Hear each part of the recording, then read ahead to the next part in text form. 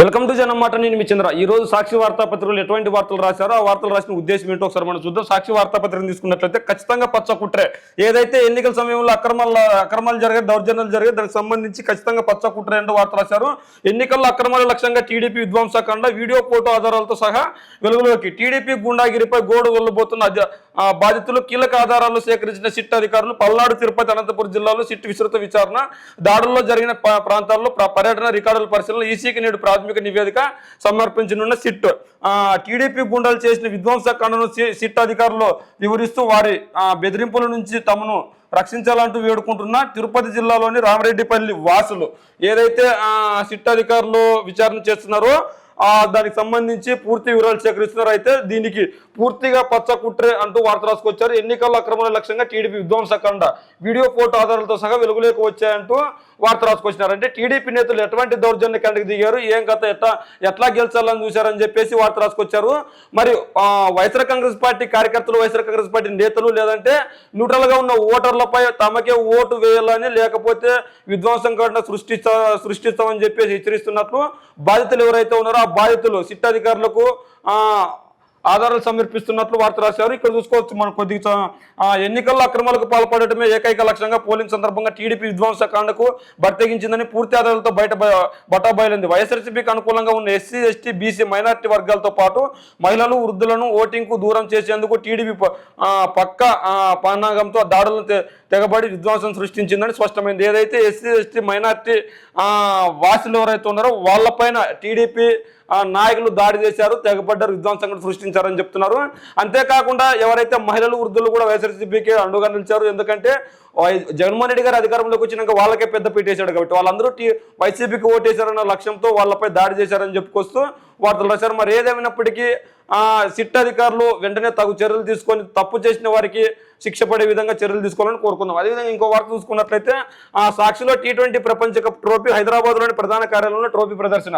Cricketer Piyush చావ్లాతో chit chat నిర్వహించిన star sports.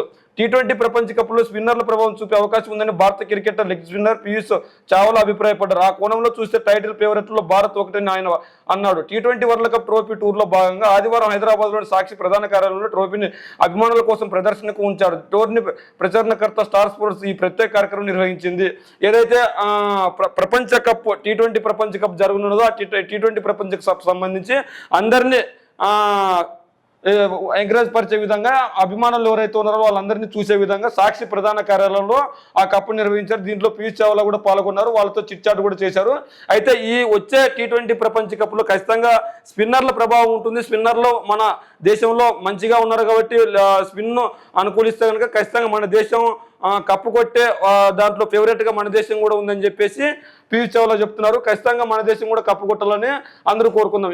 సాక్షిలో T20 ప్రపంచ కప్ ట్రోఫీ అంటూ ప్రధానంగా రాశారు. పీయూష్ చావ్లాతో మాట్లాడిన మాటలు కూడా రాశారు.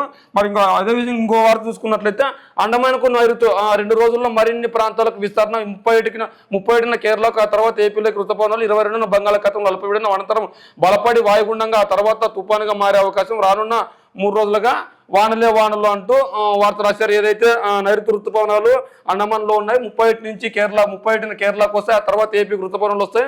22న బంగాళాఖాతంలో అల్పపీడనం ఏర్పడనున్నది. అనంతరం బలపడిన వాయుగుండంగా, ఆ తర్వాత తుఫానుగా మారే అవకాశం ఉంది. రానున్న 3 రోజులు కూడా వర్షాలు కురిసే అవకాశం ఉంది. అందరూ అప్రమత్తంగా ఉండాలని చెప్పేసి చెప్తున్నాము.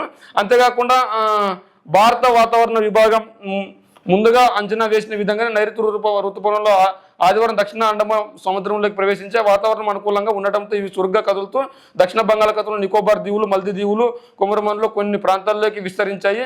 రానున్న 2 రోజుల్లో ఇవి మరిన్ని ప్రాంతాలకు విస్తరించడానికి పరిస్థితులు అనుకూలంగా ఉన్నాయని ఎండీ వెల్లడించాడు. ఏదైతే ఋతుపవనాలు వాతావరణ శాఖ ముందుగా గ్రహించినట్లుగానే స్పీడ్గా కదులుతున్నాయి, దానికి సంబంధించి వార్త రాశారు. ఖచ్చితంగా రానున్న 2-3 రోజులు కూడా భారీ వర్షాలు కురిసే అవకాశం ఉంది. ఖచ్చితంగా వానలు అంటూ కూడా చెప్తున్నారు. ఖచ్చితంగా ప్రజలు కూడా అందరూ అప్రమత్తంగా ఉండాలి. అయితే ఇంకో వార్త చూసుకున్నట్లయితే అనుమతి లేకుండా అమెరికాకు ముందస్తు బెయిల్ లేకుండా విదేశాలకు చంద్రబాబు. ఫైబర్ నెట్ కేసులో సుప్రీంలో కొనసాగుతున్న విచారణ. శంషాబాద్ విమానాశ్రయంలో అడ్డుకున్న ఇమిగ్రేషన్ అధికారులు సుదీర్ఘ వివరణ తర్వాత ఎట్టకేలకు అనుమతి. పర్యటన గురించి ఎవరికి తెలియకుండా జాగ్రత్తలు 4 రోజుల క్రితమే గుట్టగా వెళ్లిపోయిన నారా లోకేష్. మనం చూసుకోవచ్చు, అనుమతి లేకుండా అమెరికాకు, ముందస్తు బెయిల్ లేకుండా విదేశాలకు చంద్రబాబు. ఫైబర్ నెట్ కేసులో సుప్రీంలో కొనసాగుతున్న విచారణ, శంషాబాద్ విమానాశ్రయంలో అడ్డుకున్న ఇమిగ్రేషన్ అధికారులు సుదీర్ఘ వివరణ అనంతరం ఎట్టకేలకు అనుమతి. పర్యటన గురించి ఎవరికి తెలియకుండా జాగ్రత్తలు తీసుకున్నట్లన్నారు.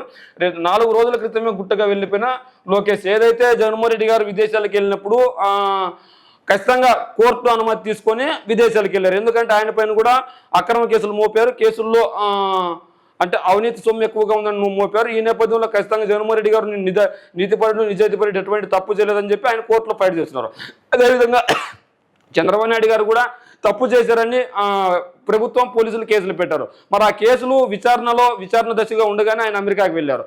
అమెరికాకి వెళ్ళడం తప్పు కాదు, ఆరోగ్యం విషయంలో వెళ్ళడం తప్పు కాదు. అయితే ముందుగా పర్మిషన్ తీసుకొని ఖచ్చితంగా అనుమతి తీసుకొని ముందుగా వెళ్తే బాగుంటుంది. కానీ నేను ముందుగా వెళ్ళడాన్ని ఖచ్చితంగా తప్పుపడుతున్నారు. ఎందుకంటే ఖచ్చితంగా ముందుగా పర్మిషన్ తీసుకోకుండా ఎలా వెళ్తారు? మీ పైన కేసులు ఉన్నాయి, దేశం దాటి వెళ్ళిపోకూడదు కదా, వెళ్ళిపోతే మళ్ళీ తిరిగి రారన్న ఉద్దేశంతో ముందుగా తీసుకోవాలి పర్మిషన్ తీసుకుంటే ఎలా వెళ్తారని కూడా ఇక్కడ అధికారులు ప్రశ్నించారు. చూసుకోవచ్చు, ఇమిగ్రేషన్ అధికారులు అడ్డుకున్నారు. అయితే ఖచ్చితంగా చంద్రబాబు నాయుడు గారు ఇక్కడ చూసుకోవచ్చు, టీడీపీ హయాంలో జరిగిన పలు కుంభకోణాల్లో ప్రధాన నిందితుడిగా ఉన్న మాజీ సీఎం చంద్రబాబు గుట్టుచప్పుడు కాకుండా అమెరికా వెళ్లడం కలకలం రేపుతుంది. ఒకవైపు చంద్రబాబుపై సిఐడి జారీ చేసిన లుక్అవుట్ నోటీసును అమల్లో ఉండగా, మరోవైపు ఆయన దాఖలు చేసిన ముందస్తు బెయిల్ పిటిషన్లు సుప్రీంకోర్టులో ఇంకా విచారణలోనే ఉన్నాయి. దీంతో హైదరాబాద్లోని శంషాబాద్ విమానాశ్రయంలో ఇమిగ్రేషన్ అధికారులు చంద్రబాబును శనివారం తెల్లవారుజామున కొద్దిసేపు నిలువరించారు. చంద్రబాబు దేశం విడిచి వెళ్ళకూడదని సిఐడి గత ఏడాది లుక్అవుట్లో నోటీసు జారీ చేసిన విషయం గుర్తు చేశారు. విదేశీ ప్రయాణానికి కోర్టు అనుమతి ఉందా అని ప్రశ్నించడంతో చంద్రబాబు కంగుతిన్నారు.